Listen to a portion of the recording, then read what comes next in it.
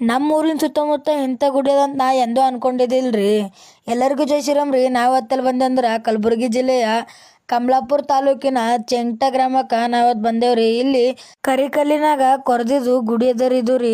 ಇದು ಒಂದೇ ಕರಿಕಲ್ಲಿನಾಗ ಕೊರ್ದಿ ಮಾಡ್ಯಾರಂತ್ರಿ.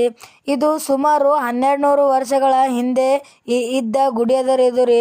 ಇದು ರಾಷ್ಟ್ರಕೂಟರ ಕಾಲದಲ್ಲಿಂದು ಗುಡಿ ಅದಂತ ಊಹಿಸ್ತಾರ್ರಿ. ನೋಡ್ರಿ ಗರ್ಭಗುಡಿ ಹೆಂಗದ ಅಂತ.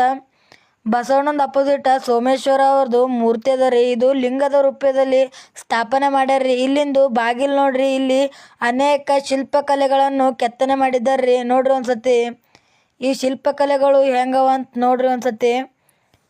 ಹಾಗೂ ಇದು ಗರ್ಭಗುಡಿಯ ಮೂರ್ತಿ ನೋಡ್ರಿ ಹೆಂಗದ ಅಂತ.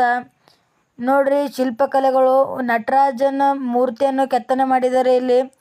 ಇಲ್ಲಿ ನೋಡ್ರಿ, ಇಲ್ಲಿ ಪಲ್ಲಕ್ಕಿ ಇದೆ. ಇದು ಅಮಾವಾಸ್ಯೆ ಹಿಂದಿನ ದಿನ ಎತ್ತಾರಂತ್ರಿ.